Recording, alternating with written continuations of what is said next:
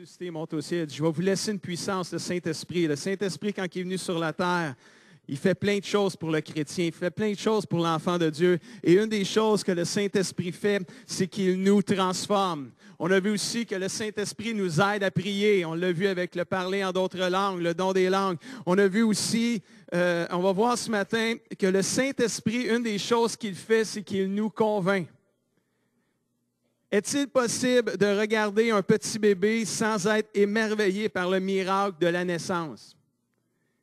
Cette petite créature minuscule, que nous étions tous un jour aussi, qui n'était qu'au début 2 cellules invisibles à l'œil nu, possède maintenant tout ce qui est nécessaire à sa croissance pour qu'elle devienne un adulte intelligent, mature et responsable. Je ne sais pas si vous êtes tous rendus à cette étape-là d'intelligence, maturité et responsabilité. Ça, c'est une autre histoire, mais on a tous pour se rendre là. Amen. L'enfant va devenir un adulte ayant ses propres traits bien distincts, différents de tout autre être humain, même s'il se ressemble, et responsable devant Dieu de ses propres choix. Quelle merveille de voir un petit enfant devenir grand. Et tout ça, Dieu a pourvu à tout ça. Mais non seulement Dieu pourvoit-il à notre développement physique, mais Dieu pourvoit également à notre nouvelle naissance spirituelle. Alléluia. Quoi de plus merveilleux que de voir une personne, peu importe l'âge qu'elle a, de faire un choix de dire, moi, j'ai décidé de suivre Jésus. Et de commencer à voir cette personne-là être transformée, être changée radicalement. De voir une personne que son attitude, sa façon de vivre est changée parce que tout d'un coup, elle a décidé de suivre Jésus et de devenir un enfant de Dieu. Mais ça, ce job-là, ceci nous est accordé au travers de l'action du Saint-Esprit dans nos vies, qui nous convainc de péché, qui nous amène à se repentir, à changer de vie, à changer de comportement. Ce Saint-Esprit vient habiter en nous. Et nous devenons des enfants de Dieu. Alléluia. Jean 16, verset 8, le verset classique du Saint-Esprit qui nous convainc. Et quand il sera venu, le Saint-Esprit, puis on pourrait changer la phrase en disant, il est là. Il est déjà venu. Mais ça, c'était écrit avant qu'il arrive. Et quand il va arriver, il va convaincre le monde. On fait partie du monde, là, nous autres, là-dedans. Il va convaincre les gens en ce qui concerne le péché, la justice et le jugement. Le monde se trompe au sujet du péché parce que les gens ne croient pas en moi, mais le Saint-Esprit va venir les convaincre. Et quand tu es convaincu, tu es supposé d'être convaincant. Amen. Il y en a qui disent que quand tu es frustré, tu es frustrant, mais quand tu es convaincu, tu es convaincant. Alléluia. Et j'espère que vous êtes convaincus que Jésus, c'est le sauveur du monde. J'espère que vous êtes convaincus que Jésus, c'est la solution à tous les problèmes. Il est le Seigneur de toute une vie. Et si vous êtes convaincus, vous allez être convaincants. Si vous n'êtes pas sûr, vous allez être hésitant. Est-ce que tu es convaincu que Jésus est le sauveur, alléluia, de ton âme, de ta vie? Le Saint-Esprit œuvre dans le cœur du non-croyant pour l'inciter à se tourner vers le Seigneur. Il se sert des gens autour de lui, des croyants autour de lui, pour que ces croyants-là puissent vivre une vie juste, une vie qui rend témoignage de Jésus-Christ. Le Saint-Esprit, c'est comme il nous aide aussi à amener le monde à Jésus. Il se sert de nous pour attirer des gens à Jésus par notre vie, par notre témoignage, par les paroles qu'on peut leur dire aux gens autour de nous autres. C'est le Saint-Esprit qui convainc, mais c'est comme il nous utilise, on devient ses instruments de conviction. On pourrait l'appeler ça comme ça. Intéressant. Intéressant qu'on peut impacter une vie grâce au Saint-Esprit qui habite en nous. Le Saint-Esprit convainc les gens. Le Saint-Esprit nous libère de la culpabilité. Il nous libère de la colère. Mais ce matin, de quoi pensez-vous que le Saint-Esprit libère? Essayez une chance. Je vous donne la chance de parler dans la prêche. Là. Du péché. C'est trop vague, ça. Là. C'est vrai qu'il veut nous libérer du péché, mais un en particulier. L'orgueil, condamnation, mensonge. C'est bon, ça sort. La peur, la mort spirituelle. Écoutez, prenez tout ça en note, c'est tout vrai, ça aussi. Mais ce n'est pas ça que je prêche un matin. Ça commence par « et ». Dites-les plus fort. Oh! Combien pensent que ça va être bon ce matin? Ça a bien commencé, par exemple, parce que Sophie a dit un matin, au lieu de recevoir, est-ce qu'on peut donner à notre Dieu? Alléluia. Oh, que ça a bien commencé un matin. J'aimais ça quand tu disais ça. Parce que l'égoïsme, c'est tout le contraire. Me, moi. En anglais, c'est me, myself and I. C'est moi, moi-même et je. Il y a un écho, là. Je. L'égoïsme. Oh, moi, ça, c'est une des choses qui emprisonne le plus de chrétiens. Parce que l'égoïsme, c'est naturel. Tu n'as pas besoin de prier pour être égoïste. Tu n'as vraiment pas besoin de prier pour penser à toi. Ça vient tout seul, ça. Mais de t'oublier toi-même pour l'autre, ça prend le Saint-Esprit dans ta vie pour y arriver. Tu n'y arriveras pas tout seul, je te le dis. Tu peux exceptionnellement, là, sans Jésus, arriver à faire un petit sacrifice. Mais ça ne dure pas longtemps. Le moi, il revient vite. Je, moi, rien que moi. Ça, c'est l'égoïsme. Jésus, tantôt, je vous ai demandé si vous aviez le goût d'être comme Jésus. Tout le monde a dit amen, les deux bras dans les airs. Oui, pasteur, je veux être comme Jésus. Pour ça, j'étais content que vous vouliez être comme Jésus. Parce que Jésus, lui, il n'était pas égoïste. Vous me suivez? C'est bon, c'est bien parti un matin, là. Jésus, il n'était pas égoïste. Et une des choses qu'il a dit, il disait à la foule, si vous avez le goût d'être mon disciple, si vous avez le goût de me suivre, si vous avez le goût d'être comme moi, comme vous avez dit tantôt, vous avez le goût de l'être. Si vous avez le goût d'être comme Jésus, voici ce que Jésus nous laisse à nous ce matin, et moi inclus dedans. Il dit dans Matthieu 16, versets 24 et 25, alors Jésus dit à ses disciples qui ont dit, on veut être comme toi, Jésus. Si quelqu'un veut venir après moi, s'il veut être comme moi, qu'est-ce que Jésus dit? Qu'il renonce à lui-même, qu'il se charge de sa croix et qu'il me suive. Car celui qui voudra sauver sa vie la perdra, mais celui qui la perdra à cause de moi la trouvera. Moi, quand je lis ça, ça me fait, excusez le mot, là, ça me fait freaker quand je lis ça. Quand je lis ce verset-là, ça m'allume des lumières parce que ça me fait dire, c'est sûr que je perds ma vie à quelque part là-dedans. Là. C'est sûr que je perds ma vie. Parce que si je veux la sauver, je vais la perdre. Mais si je choisis de la perdre à cause de Jésus, je vais la retrouver. C'est sûr que je perds ma vie. Suivez-vous, là? Vous autres aussi, vous allez la perdre, votre vie. Là. C'est comme une promesse. Là. Belle promesse de perdre ta vie. C'est sûr qu'on perd notre vie. Là. Si vous lisez comme il faut, oh non, moi, je ne donnerai pas ma vie à Jésus. Non, c'est trop de sacrifices. Je vais tout perdre. Je vais perdre ma vie. Non, j'aime mieux rester comme que je suis là. Tu vas la perdre. Jésus dit, si tu veux sauver ta vie, tu vas la perdre.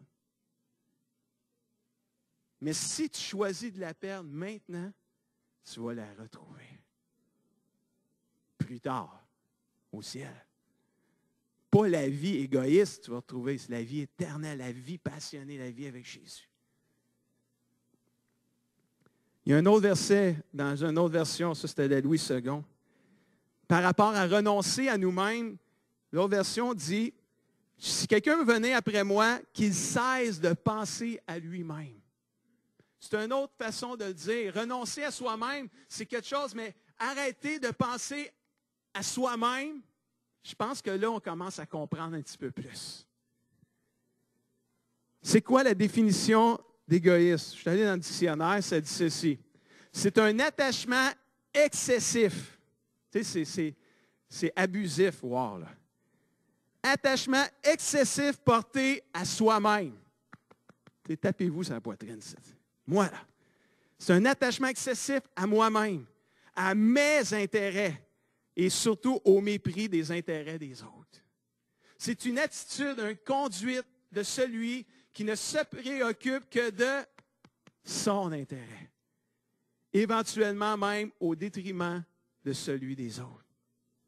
C'est vraiment, là, moi, en grosses lettres majuscules, la plus haute police que tu peux prendre là, dans sur Word. Là, tu prends la plus grosse, puis écris moi, là, en grosses lettres, ça prend tout l'écran. C'est l'égoïsme, au maximum. L'égoïsme ne fait jamais d'amis, n'apporte jamais le bonheur. Au contraire, il détruit les relations autour de nous. Notre vie, c'est une vie de relations. On n'est pas tout seul sur la terre, on est un paquet de monde. C'est des relations par-dessus relations. Fait que notre vie est entourée de gens qui nous entourent. On développe des relations et l'égoïsme détruit les relations autour de nous. La caractéristique que Jésus demande à ses disciples, à ceux qui ont le goût d'être comme lui, c'est de renoncer à eux-mêmes, de ne plus penser à eux-mêmes, mais de commencer à penser aux autres. Et ça, c'est le contraire de l'égoïsme. Es-tu prêt ce matin à penser aux autres avant toi? Il faut penser qu'il y aurait eu un immense amen tout d'un coup. Non, c'est une question à réflexion. Vous n'êtes pas obligé de répondre. Parce que c'est une question très importante. Es-tu égoïste ce matin? Oh, pasteur, il fait beau dehors. Pas direct de même un matin. Es-tu égoïste ce matin? Si tu n'es pas sûr, amène-toi un enregistreur, puis écoute-toi parler à la fin de la journée. Il y a des bonnes chances que le je, moi, nous, tu le dis souvent. Tu vas le voir si tu es égoïste. On ne s'entend pas toujours parler comment est-ce qu'on parle. Mais le nous ou le je, il est fort. Ou le me. Quand tu parles à quelqu'un, tu me, là. L'égoïsme est un péché sérieux. Il emprisonne bon nombre de croyants. On ne parlera pas des incroyants. Ce matin, on va parler des croyants. C'est ça qu'on est, nous autres. Il emprisonne bon nombre de croyants, malheureusement, puis des fois, on ne s'en rend même pas compte. Parce que je vous l'ai dit, c'est naturel d'être égoïste. C'est là. Personne ne ressemble à Jésus à moins de ne pas être égoïste. Jésus est le modèle à suivre. Matthieu 20, 28. De la même façon, le Fils de l'homme, Jésus, n'est pas venu pour être servi, mais il est venu pour servir et donner sa vie pour libérer un grand nombre de gens. Est-ce que vous êtes content d'être sauvés ce matin? On a l'espérance de la vie éternelle. Frères et sœurs, c'est parce qu'il y a quelqu'un qui n'a pas été égoïste qu'on a ça. Puis c'est Jésus. Si Jésus nous demande de ne pas être égoïste, d'arrêter de penser à nous-mêmes, je pense qu'on peut l'écouter et le mettre en pratique. Parce que c'est grâce à lui qu'on a l'espérance de la vie éternelle à matin. Mais si on veut être comme Jésus, on ne peut pas être égoïste. Il faut que ça arrête. Demande à Dieu de changer ton attitude. Psaume 119, versets 36 à 37. Fais que mon cœur s'attache à tes ordres et non pas à l'argent. Détourne mes yeux. Oui, l'argent. L'argent. Je ne voulais pas parler d'argent, là, mais le verset m'en fait parler. Hey, t'es-tu égoïste? Ben, pour les hommes, le portefeuille est souvent en arrière, là. C'est la poche en arrière. Là. Ça aussi, ça fait de nous des gens égoïstes, l'argent. Détourne mes yeux, verset 37, des choses sans valeur et fais-moi vivre comme tu le demandes, d'une manière non égoïste. Dieu, il nous demande ça. Sois pas égoïste. Pense pas juste à toi. Si tu veux me suivre, arrête de penser à toi. Commence à penser aux autres en premier. Est-ce qu'on est prêt de dire, Seigneur, aide-moi de vivre comme tu le demandes? Je veux faire ta volonté, Seigneur. Je veux marcher dans ta volonté. Saisis les occasions de ne pas être égoïste. Philippiens 2, versets 3 et 4. Ne faites rien pour passer devant les autres ou pour que les autres vous admirent. Cela ne vaut rien. Au contraire, soyez simples et pensez que les autres sont meilleurs que vous. Aïe, aïe, aïe, aïe. Ça, c'est dur pour un égoïste orgueilleux en plus. Pensez que les autres sont meilleurs que vous. Ne cherchez pas votre intérêt à vous, mais cherchez l'intérêt des autres. Ça prend Dieu dans une vie pour être capable de pratiquer ça dans une vie, frères et sœurs. De chercher l'intérêt des autres en premier avant les nôtres, ça prend Dieu dans une vie pour faire ça. Paul avait un cœur non égoïste. Il disait dans 1 Corinthiens 10, 33, « Je ne cherche pas mon intérêt, je cherche l'intérêt de tous pour qu'ils soient sauvés. » Alléluia. Es-tu prêt de t'oublier toi-même pour que quelqu'un dans cette église puisse être sauvé? Alléluia. Es-tu prêt d'endurer des choses que ton moi ne veut pas endurer pour que quelqu'un soit sauvé? Alléluia. L'égoïsme est un péché destructeur pour une vie, pour une église, frères et sœurs. Un jour, des gens sont venus à Jean-Baptiste pour se faire baptiser. Tout intentionné, là. Tu veux te faire baptiser parce que tu as le goût à quelque part de suivre Jésus. Et là, des gens sont venus à Jean-Baptiste pour se faire baptiser. Mais c'était des gens dont la vie n'était pas transformée, n'était pas changée du tout. Alors Jean-Baptiste, il leur a dit une petite parole comme celle-ci. Luc, chapitre 3, verset 8. Il dit à ceux qui s'en venaient se faire baptiser, « Produisez donc des fruits dignes de la repentance. » Dans une autre version, ça dit, « Produisez donc des fruits qui confirment votre changement d'attitude. » Alléluia. C'est plus facile à comprendre demain. Tu sais, des fruits dignes de la repentance, ça vaut. C'est quoi ça veut dire, ça?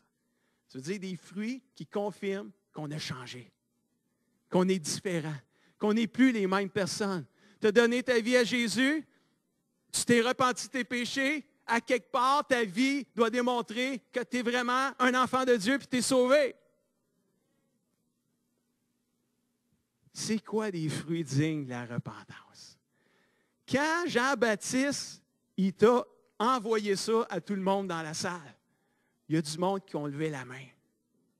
Il y en a un groupe de personnes qui ont levé la main, la Bible dit, parmi la foule, une foule arrive et il dit à Jean-Baptiste, le premier groupe de personnes, c'est une foule qui sont arrivés, c'est comme monsieur et madame tout le monde là, dans la salle. Il y avait comme des monsieur et madame tout le monde qui étaient dans la foule. Puis quand Jean-Baptiste a dit, produisez donc des fruits dignes de la repentance, il y en a qui ont levé la main. Puis le premier groupe, ils ont levé la main au verset 10 et 11. La foule l'interrogeait, « Hey Jean-Baptiste, c'est quoi qu'il faut faire pour produire des fruits dignes de la repentance? Que devons-nous faire? » Ça ne va pas. Là, Jean-Baptiste leur répond, verset 11, que celui qui a 2 chemises partage avec celui qui n'en a pas, et que celui qui a de quoi manger fasse de même, qui partage avec celui qui n'en a pas. Aïe, aïe, c'est hot, ça. Hein? Produisez donc des fruits dignes de la repentance. Oui, mais c'est quoi qu'il faut faire? Partage avec celui qui n'en a pas. Ça vous allume-tu quelque chose, ça? Ça vous fait-tu penser à quelque chose, ça?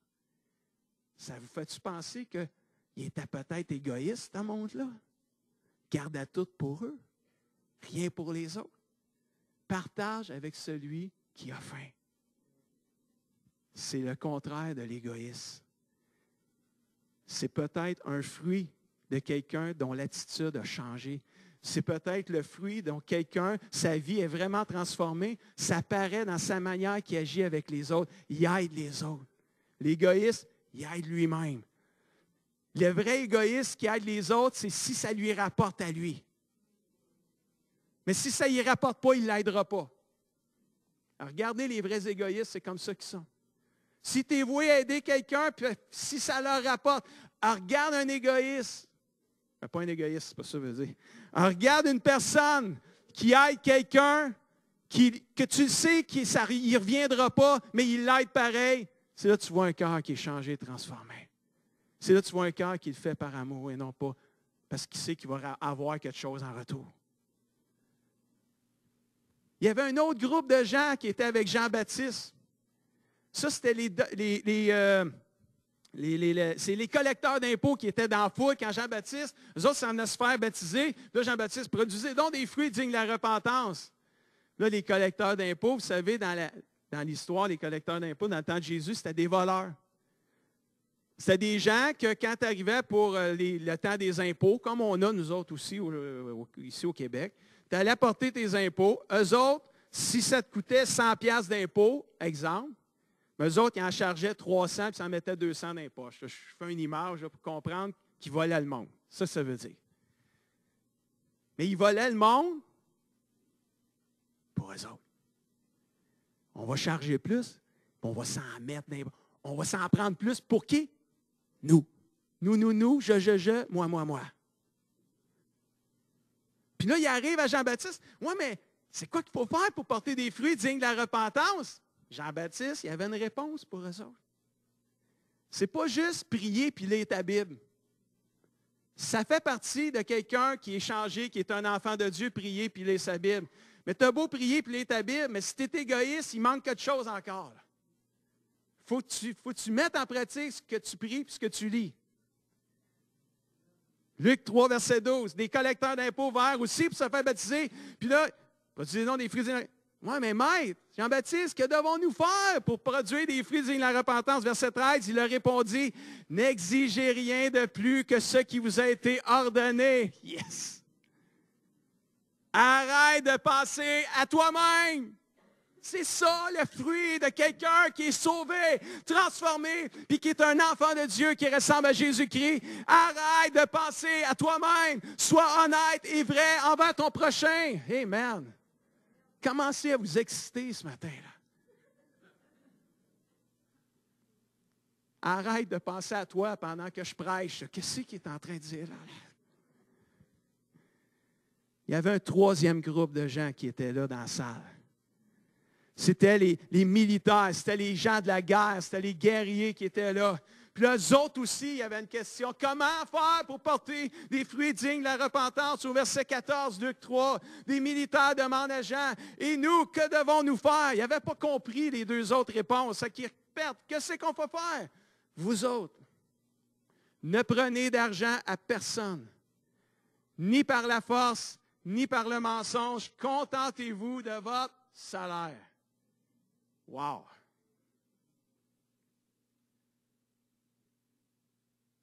Les gens ont demandé à Jean-Baptiste comment faire pour porter des fruits qui confirment qu'on est vraiment chrétien, qu'on est vraiment des enfants de Dieu.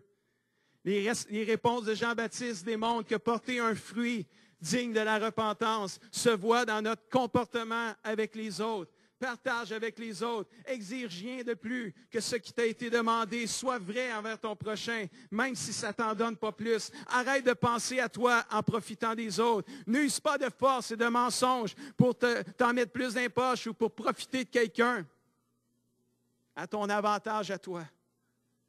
Une vie qui ressemble à Jésus-Christ est une vie où il y a absence d'égoïsme. Et je me prêche à moi-même quand je dis ça. Ce qui est merveilleux, frères et sœurs, ce matin, dans ce qui est partagé, c'est que le Saint-Esprit, il vit en nous depuis notre nouvelle naissance. Et ce Saint-Esprit-là, c'est la puissance de Dieu qui nous libère de l'égoïsme. Alléluia. Et de tous les autres péchés, mais à matin, c'est l'égoïsme. Il y a plein d'exemples dans la Bible de personnes qui ont agi d'une manière égoïste. C'est nombreux, je ne les ferai pas ce matin. Prenez le temps de lire votre Bible. Écrivez Google, là, égoïsme, selfishness en anglais, si vous comprenez l'anglais, il y en a en masse. Pour vous montrer, c'est plein. C'est un sujet d'actualité pour nous ce matin. C'est un thème qu'on ne parle pas vraiment souvent, l'égoïsme. Mais ce matin, je sentais dans mon cœur que Dieu voulait libérer son peuple de cet égoïsme-là. Le remède de Dieu, c'est quoi? Si le remède de Dieu pour la culpabilité, c'est la confession, comme on l'a vu, la repentance. Si le remède de Dieu pour la colère, c'est le pardon, comme on a vu la semaine passée. Le remède de Dieu pour l'égoïsme, c'est son amour. C'est l'amour de Dieu. C'est la réponse de Dieu à l'égoïsme, l'amour de Dieu. Son amour. Pas l'amour du monde. Non, c'est un amour égoïste, l'amour du monde. Je t'aime parce que tu m'aimes. Si tu ne m'aimes pas, je ne t'aime pas. Jean 13, 34, verset connu de plusieurs. Je vous donne un commandement nouveau. Aimez-vous les uns les autres, Oui, aimez-vous les uns les autres comme je vous ai aimé, dit Jésus. D'une manière non égoïste, d'une manière sacrificielle, si je pourrais dire comme ça. Ayez de l'amour les uns les autres. Alors tout le monde saura que vous êtes mes disciples. Alléluia. Es-tu égoïste ce matin comme chrétien? C'est une très importante question ce matin. Et je ne le dis pas pour que quelqu'un sorte d'ici dans la culpabilité. Je veux qu'on se stimule, frères et sœurs, à vivre comme notre Sauveur, à vivre comme notre Seigneur, à vivre comme le Roi des Rois. Et Jésus a vécu une vie absente d'égoïsme. Et je veux être comme Jésus. Je veux penser à quelqu'un d'autre. Écoutez bien ça, le matin. Là. Écoutez bien ça. Êtes-vous tous là encore? Là? Faites juste un signe. Vous dites, oui, je suis encore là le matin. Good. Alors que tu penses aux autres, alors qu'au lieu d'être servi, tu commences à servir les autres. Au lieu de toi qu'on t'aime, là, puis aimez-moi, aimez-moi, aimez-moi, tu commences à aimer les autres. Parce que tu as reçu une parole du Seigneur, tu as vu l'enseignement de Jésus, tu as vu Jésus, tu as entendu Jésus qui te dit, arrête de penser à toi-même. Alors que tu commences à penser aux autres, à servir les autres, à donner aux autres au lieu de toi juste recevoir. Tu comprends-tu, là, l'égoïsme, c'est tout le temps comme ça. Il y a un écho tout le temps avec l'égoïsme. Alors que tu commences à donner aux autres, à servir les autres, à penser aux autres avant toi-même, il y a quelqu'un aussi dans les autres qui, lui, ici, il a eu le même message que toi, tu as eu. Puis lui, là, qu'est-ce qu'il fait? Lui, ici, il a décidé de mettre ça en pratique. Il a commencé, lui, ici, à servir les autres, à donner au lieu de recevoir, à penser aux autres avant de penser à lui-même. Mais sais-tu à qui pensait? Là, je vais descendre, je commence à être trop excité, là. Sais-tu à qui pensait, lui? À toi. Toi. Mais c'est mieux que quelqu'un d'autre pense à toi que toi, tu penses à toi. Oh, je pensais que quelqu'un aurait dit, preach it again, d'accord. Prêche-les encore. C'est ça, la vie chrétienne. On se donne, mais oh non, on ne peut pas donner, c'est qui va se donner à moi, là? Tu sais, moi, encore le fameux. On pense rien qu'à nous. Même quand on donne, on pense à nous. J'ai servi, il n'y a personne qui s'en est rendu compte. C'est encore le moi, ça. Délivre-nous de l'égoïsme, Seigneur, nous t'en supplions au nom de Jésus. Alléluia. Qu'on puisse commencer à servir sans s'attendre à être servi, sans élastique en retour. Alléluia. Donne pour Dieu. Peu importe ce que tu fais, fais-le pour Dieu parce que lui, il le voit. Alléluia. Il te le rendra au jour où il reviendra. Alléluia. L'égoïsme, ça tue le chrétien. Ça tue la vitalité du croyant. Arrête de penser à toi-même. Commence à penser aux autres. Oh, ça va changer ta vie. Ça va changer ta vie chrétienne. Tu ne seras plus jamais la même personne. Tu vas être transformé. Oui, il y a des choses qui vont te bugger, qui vont te déranger. Mais écoute, tu ne vis plus pour toi-même. Tu vis pour Dieu maintenant. Puis tu veux que les autres aussi puissent recevoir. Tu ne nourris plus, pasteur. On l'entend des fois, ça. Tu ne nourris plus, je m'en vais. C'est pas vous autres, parce que vous êtes là un matin. Fait que, prenez-les pas personnels, c'est sûr, c'est pas vous autres, vous êtes là un matin. C'est pour ceux qui l'ont peut-être déjà dit. Tu ne nourris pas. C'est encore moi, là. Pareil comme si il y a juste moi qu'il faudrait qu'il vous nourrisse le dimanche matin. Essaye ça de manger juste un repas dans ta semaine. Ça se peut que tu dises, je ne suis pas nourri. C'est très possible que tu dises ça, là.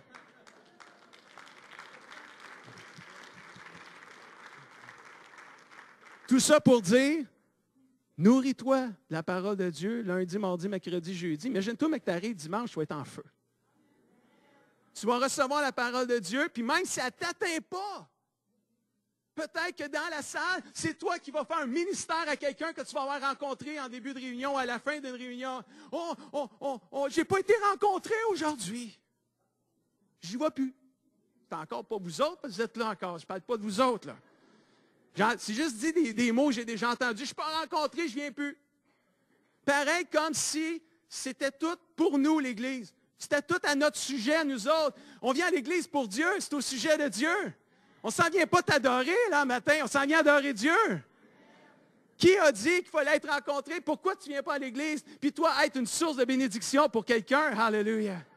Parce que dans la semaine, tu t'es préparé. Dans la semaine, tu as prié, tu as cherché Dieu. Dans la semaine, tu n'as pas pensé juste à toi, tu as pensé aux autres. Tu arrives à l'Église, tu es crinqué bien raide. Ça devrait être un événement, je le dis, puis je l'ai souvent dit, puis je vais le dire encore. On devrait arriver à l'Église, puis on devrait être des gens pleins de joie. Oui, on vit des problèmes. Oui, on vit des épreuves, mais on apprend à se confier en Dieu. On apprend à se tourner vers Dieu dans les épreuves qu'on vit, puis on devrait arriver le dimanche matin dans la joie du Seigneur. Le premier chant qui est chanté, on devrait déjà être dans le ciel, dans la présence de Dieu. On ne devrait pas se craquer dans la présence de Dieu.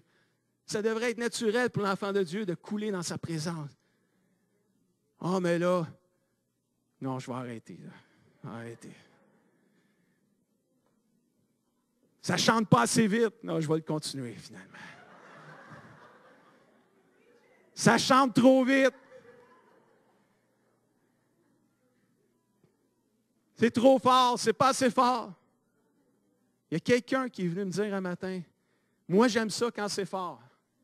Ça n'arrive pas souvent, ça. Ça n'arrive pas souvent que quelqu'un dise c'est pas assez fort. Mais c'est tout moi, mes goûts. Es-tu capable de payer le prix pour que quelqu'un à côté de moi soit sauvé et transformé? Es-tu capable d'endurer des choses?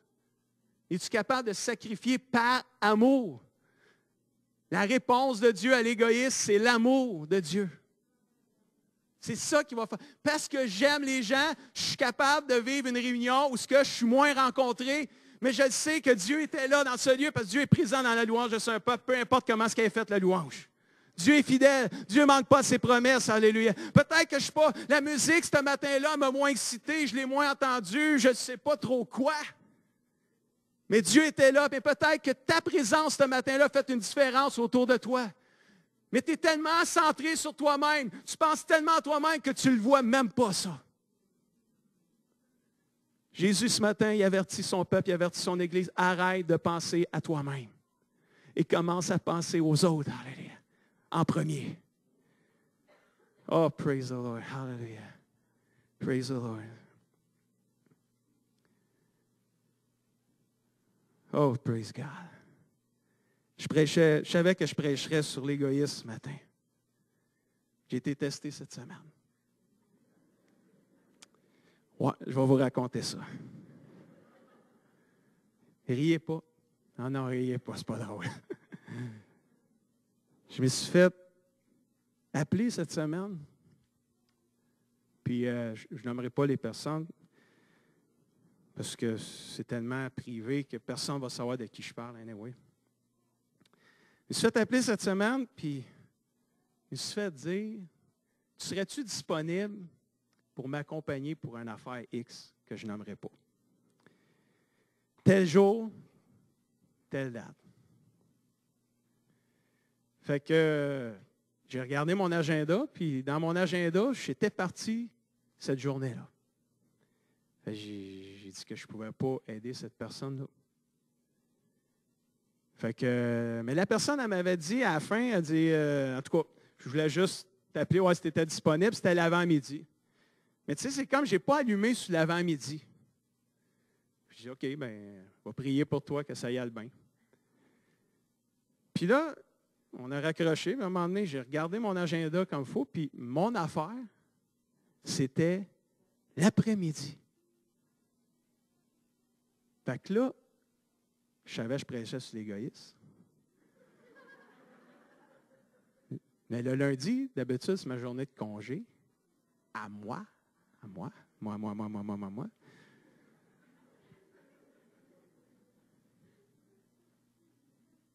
Puis là, ça me parlait. Là.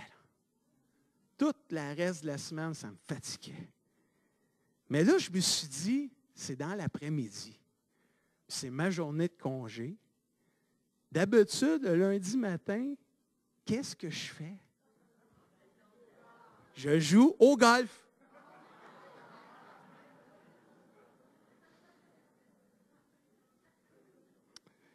Et j'aime le golf. Ça me détend beaucoup. Mais là, ça me fatiguait parce que là, j'ai une personne dans l'Église qui me demande de l'accompagner pour un événement X, puis jamais, tu sais, ça a donné que c'était le lundi, cet événement-là. Il y a quelqu'un qui a besoin d'être accompagné. Puis là, moi, j'ai le choix de penser à lui en premier en y allant, ou penser à moi, puis jouer au golf. Ça m'a fatigué. Assez que j'étais allé voir cette personne-là ce matin, puis je n'ai pas dit que j'avais un combat avec le golf, là. Mais j'ai dit, j'ai revu mon horaire, puis je suis disponible jusqu'à 11h30 midi. Je vais aller t'accompagner. Mais il ne sait pas. Là, il sait parce que je suis en train de le dire. Là.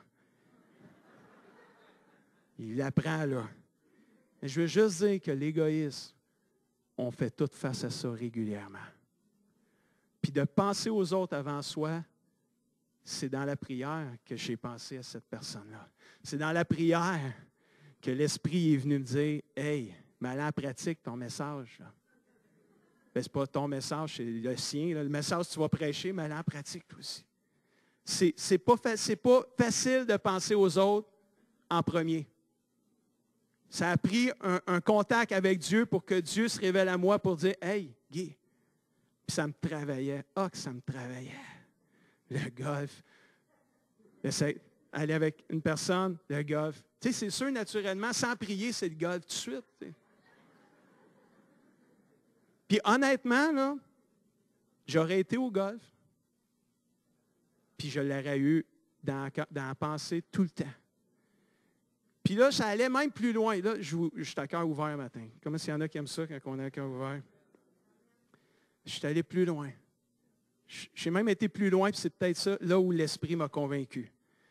Il a dit, ça me disait, imagine-toi qui apprend, cette personne-là, elle apprend que ce matin-là, tu es allé jouer au golf. Après la prêche sur l'égoïsme.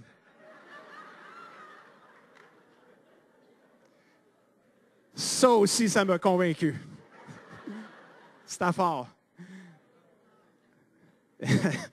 J'ai pas fait une slice là-dessus, je peux te le dire, pour de l'expression de golf.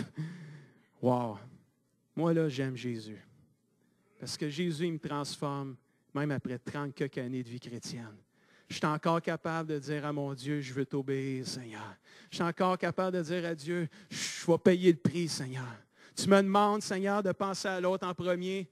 Je vais le faire avec obéissance et avec joie. Puis la personne que tu es là ce matin, sache que c'est avec joie que je vais t'accompagner ce matin. Reçois-le, c'est avec joie que je vais le faire. C'est avec plein d'amour que je vais le faire. Ce n'est pas parce que je me sens obligé, non. C'est par obéissance que je le fais. Mais savez-vous quoi? Sans même m'en rendre compte, il y a quelqu'un, à un moment donné, qui va penser peut-être à moi, sans même que je le veuille vraiment. Parce qu'à quelque part, c'est une roue qui tourne, ça. Alors que toi, tu penses à un autre, l'autre, il va penser à toi. Alors que tu vas te donner pour un autre, il y a quelqu'un d'autre qui va se donner pour toi parce que lui aussi, il veut obéir. Alléluia. Mais c'est mieux de se faire servir par un autre que de se servir soi-même. J'ai compris ça. Alléluia. Et l'amour de Dieu est tellement puissant et j'inviterai les musiciens à s'approcher, on va terminer. 1 Jean 3,16. Aimer, qu'est-ce que c'est? Maintenant, nous le savons. Jésus a donné sa vie pour nous. Donc, nous aussi, nous devons donner notre vie pour nos frères et nos sœurs. Un petit exemple que la Bible dit dans le verset 17 de 1 Jean 3. Quelqu'un est riche. Il voit un frère ou une sœur qui est dans le besoin et il ferme son cœur. Est-ce qu'on peut dire qu'il aime Dieu? Mes enfants, ce matin, voici la parole de Dieu pour vous. N'aimons pas avec des paroles et avec des beaux discours, mais avec des actions. Alléluia. Ces actes, ces actions montrent que notre amour est vrai. Alléluia. On peut dire qu'on aime Dieu ce matin et qu'on est des passionnés de Dieu. Il faut que ça paraisse dans notre comportement avec les frères et les sœurs. Alléluia.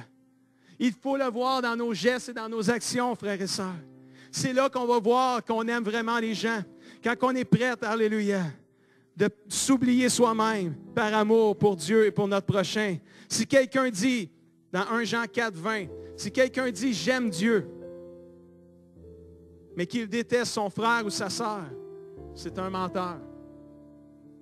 En effet, celui qui n'aime pas un frère ou une sœur qu'il voit, il ne peut pas aimer Dieu qu'il ne voit pas. C'est pas moi qui dis ça, là, c'est la Bible. Voici le commandement que Dieu nous a donné. Celui qui aime Dieu doit aussi aimer son frère et sa sœur. Est-ce quelqu'un qui aime Dieu ce matin ici? Si tu dis que tu aimes Dieu, tu dois aimer ton frère et ta sœur, surtout ceux qui sont moins aimables.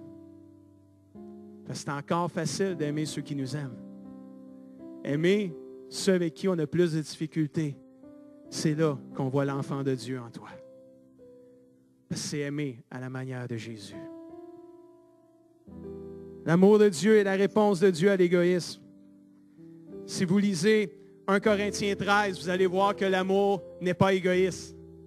Vous allez voir que l'amour ne cherche pas son propre intérêt. L'amour, vous allez voir que l'amour ne se réjouit pas d'une injustice qu'un autre a vécue. Vous allez voir que l'amour pense à son prochain avant soi. La bonne nouvelle ce matin, en terminant, c'est de vous dire que l'égoïsme n'est pas invincible. C'est un géant qu'on peut abattre dans nos vies. Alléluia. Si tu es un enfant de Dieu né de nouveau ce matin, le Saint-Esprit vit en toi. Et le Saint-Esprit fait quelque chose de très important dans notre victoire sur l'égoïsme. La Bible dit dans Romains 5, verset 5, Dieu a répandu quoi? Dieu a répandu son amour dans nos cœurs par l'Esprit Saint qu'il nous a donné. Une des choses que l'Esprit qui vit en toi, parce que tu es un enfant de Dieu né de nouveau, qu'est-ce qu'il fait, l'Esprit Saint? Il répand l'amour de Dieu dans ton cœur. Alléluia. Cet amour de Dieu-là qui te permet d'être non égoïste. Cet amour de Dieu-là qui te permet d'arrêter de penser à toi et commencer à penser aux autres en premier. Alléluia. Tellement bon. Tellement bon, frère et sœur. Dernier verset, 1 Corinthiens 10, 31. Quand vous mangez, quand vous buvez, quand vous faites n'importe quoi d'autre, agissez en tout pour honorer Dieu et rendre gloire à Dieu. Ne faites tomber personne dans le péché par votre façon d'agir et votre comportement. Que ce soit les Juifs ou les non-Juifs, ni l'Église de Dieu. Faites pas par votre comportement tomber quelqu'un dans le péché, dans l'Église. Faites comme moi, dit l'apôtre Paul. J'essaie de plaire à tous dans mes actions, dans mes comportements, dans mon attitude. Je ne cherche pas mon intérêt, je cherche l'intérêt de tous pour qu'ils soient sauvés, frères et sœurs. Ça ne sera jamais parfait, l'Église, parce qu'on est des gens imparfaits. Mais quand on est prêt de s'oublier soi-même par amour pour notre frère et notre sœur et notre prochain, oh wow! On va voir la gloire de Dieu. On va avoir des vies transformées. Mais quand on va commencer à penser aux autres avant soi, vous allez voir que vous allez vous épanouir comme chrétien aussi. Parce que quand tu commences à penser juste à toi, puis tout est centré sur toi, tu n'es pas heureux. Alors, regardez les gens qui chialent, qui miaulent, qui murmurent. Vous riez, parce que j'ai mis une touche d'humour à quelque chose qui est très sérieux. Parce que ceux qui se plaignent, ceux qui chialent, écoutez comment est-ce qu'ils parlent. Tout est centré sur eux. Tout est centré sur eux, je vous le dis. Portez attention à comment les gens parlent. Peut-être plus personne ne va vouloir parler après la réunion, je ne sais pas. Portez attention comment on parle des fois. Quand on chiale, tout est centré sur nous. On ne peut pas s'épanouir comme chrétien quand on pense juste à soi-même. C'est impossible. Tu as toujours de quoi que tu n'aimeras pas. Mais quand tu commences à donner ta vie à dire, Dieu, C'est plus pour moi. C'est plus à mon sujet. C'est à ton sujet. C'est pour toi que je vis, Seigneur. Je vis plus pour moi-même. Je veux vivre pour toi. Même s'il y a des choses que j'aime moi, Seigneur, il y a quelque chose à quelque part que je peux faire ici, que je peux impacter la vie d'une personne pour l'éternité. Alléluia. On a plein de jeunes. J'aime les jeunes. J'aime les âgés aussi. Les âgés, vous êtes notre modèle de persévérance pour nous, les plus jeunes. Pour ça, j'ai un grand respect. J'honore nos personnes âgées. Mais les jeunes, vous n'avez pas idée comment vous pouvez impacter les gens autour de vous autres par votre vie. Surtout aujourd'hui, on parle tellement moins de Dieu.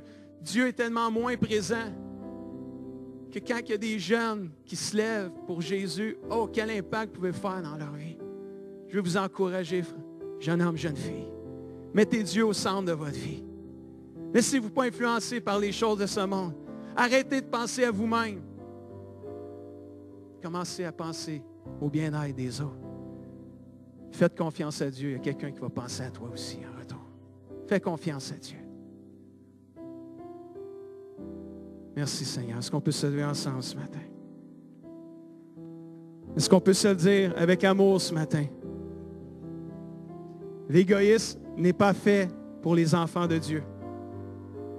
Est-ce qu'on peut se le dire avec amour ce matin? L'égoïsme est à rejeter au nom de Jésus.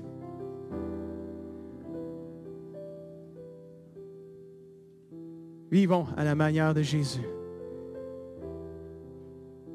Est-ce qu'il y a quelqu'un ici qui a le goût d'être comme Jésus encore après ce message? Est-ce qu'il y a quelqu'un ici qui a le goût de ressembler à Jésus? Alléluia encore. Est-ce qu'il y a quelqu'un ici sans lever la main? C'est personnel. Et c'est pour vous emmener dans la réflexion avec Dieu. Est-ce qu'il y a quelqu'un ici ce matin qui réalise qu'il est très égoïste dans son cœur et qui a besoin d'être guéri, délivré et transformé? Nous avons le Saint-Esprit en nous, la puissance qui nous libère de l'égoïsme ce matin. Tu réalises-tu des fois où on t'a pensé juste à toi et tu as oublié les autres? Combien des fois les gens ne viennent pas à l'Église, c'est par égoïsme. Souvent, c'est avec une action égoïste. Prions ensemble. Seigneur Dieu, ce matin, je te demande, Seigneur, pardon, Seigneur, comme Église, pour toutes les fois où, comme Église, on a pensé juste à nous et pas aux autres, Seigneur. Pardonne-nous, Seigneur Jésus. Pardonne-nous les fois, Seigneur, où quelqu'un est entré dans l'Église, Seigneur, puis on l'a ignoré, Seigneur. Pardonne-nous, Seigneur Jésus. Redonne-nous ce cœur de serviteur, Seigneur Jésus, comme Église. Ce cœur de serviteur qui pense, Seigneur, à celui qui est à côté de lui, Seigneur, quand n'importe où il est, que ce soit à l'Église ou ailleurs, Seigneur. Donne-nous ce cœur d'amour, Seigneur. Remplis ce cœur d'amour, Saint-Esprit. L'amour du Père, l'amour de Dieu. Répands-le en entier dans notre cœur. Qu'on puisse le pratiquer à tous les jours, Seigneur. Fais de nous des gens obéissants, Seigneur. Enseigne-nous à renoncer à nous-mêmes. Parce que sans cela, on ne pourra jamais te suivre, Seigneur, pleinement. Enseigne-nous comment arrêter de penser à nous en premier, Seigneur. Parle à nos cœurs, Seigneur Jésus. Dans le nom de Jésus, je prie. Pendant qu'on a les yeux fermés ce matin,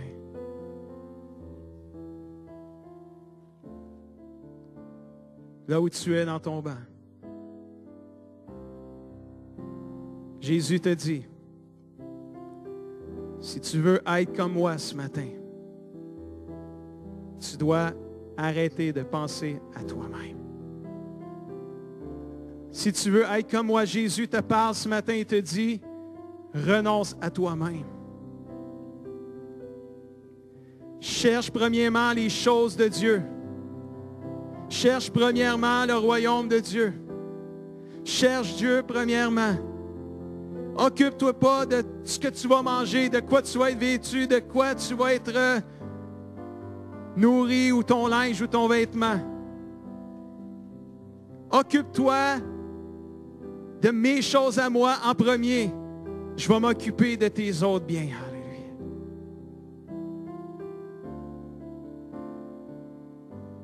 Est-ce qu'on a des gens dans cette salle qui sont prêts de répondre à l'appel de Jésus de dire, oui, je veux suivre Jésus. Avec tout ce qui vient avec, c'est-à-dire mettre l'égoïsme de côté. On va chanter un chant terminant ce matin. On va rester dans nos bancs ce matin. Je veux qu'on prenne les quelques prochaines minutes pour réfléchir là où on est. Je crois qu'il y a une onction de Dieu ce matin très importante, très puissante, pour libérer de l'égoïsme ce matin le peuple de Dieu. Je vois des gens ici dans mon cœur, dans mes pensées, je vois des gens qui sont comme tous strappés. Je n'ai pas le bon terme là, en français. Là. Je vois des gens qui sont comme tous strappés, puis vous arrivez à peine à bouger, vous arrivez à peine à vous déplacer. Et les straps que je vois, c'est l'égoïsme. Je vois des gens comme ça ce matin.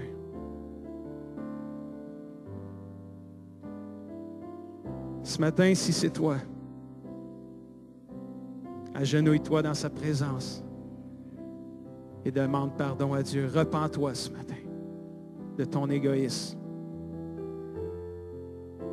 Je vois les straps éclater à ceux qui confessent leur égoïsme à Dieu ce matin. Je vois des chrétiens être libérés ce matin, complètement libérés. Je vois des vies changer ce matin. J'invente rien, c'est ce qui vient dans mon cœur, dans mes pensées, je le partage. C'est pour la liberté que Jésus est mort sur la croix pour chacun de nous. C'est pas pour être pogné par un égoïsme ou un égocentrisme. C'est pour être libre de ça que Jésus nous a libérés. Alléluia, Jésus. Oh, merci, Seigneur Jésus. Chantez-le comme un chant de consécration ce matin. Remettons nos vies entre les mains de Jésus ce matin. Donnons-nous comme une offrande à notre Dieu, à nos frères, à nos sœurs, aux âmes perdues. Alléluia, Jésus. De mes deux mains.